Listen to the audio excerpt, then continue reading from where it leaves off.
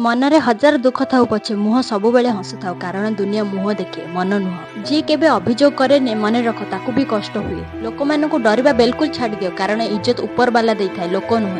दुनिया बदली जिबे तो किछि भी फरक पड़ेनी किंतु दुख तो सेते बेले होइताय जेते बेले निज लोक बदली जानते। जी तम साथरे रही कि भी आउ कहार से तमडु दूरी रहिबा ही भलो। मनुष्य हसिथाय तो समस्तक आगे किंतु कांदी थाय केवल सेई लोकक आगे जी ता लुहर मूल्य बुझी परथबो। लोक माने कौन कहिबे एहा भाबिके सारा जीवन बंची थाउ किंतु भगवान कौन कहिबे एहा केबे विचार करछंती।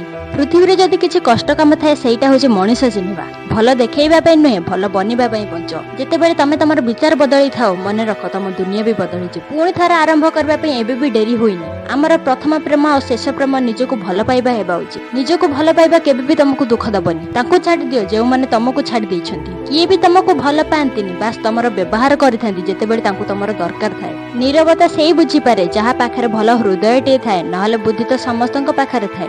खुशी पाई कहा ऊपर निर्भर रुहनी बास निज रास्ता निजे बनाओ आउ एकुटिया रहिबार आनंद नियो। जेबे चालिबाको पड़िबो निज गोठरे तो भरोसा कोन पई करूछ अन्य ऊपर।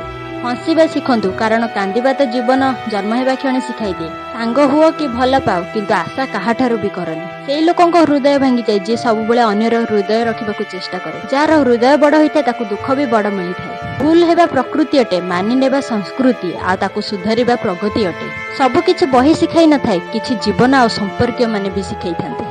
भावना जदि सुंदर अटे तो सब किछि भल देखा जाए। ते अजीब लोक कथा को धरिकी मनीष को छाड़ी दियंती आग भी तांको ऊपर जहा ऊपर तमरो विश्वास थिबो कि से तुमको मनाई नबो। कांदिबा द्वारा दुख दूर होई न थाए किंतु हृदय को शांति मिली थाए। संपर्क लिभाइबा पय सुंदर नुहे बरम बुझुतिबा साथीर दरकार पड़थाय। जीवन रे तमे सब बेले खुशी रे रुह आ अन्य को खुशी रे रख।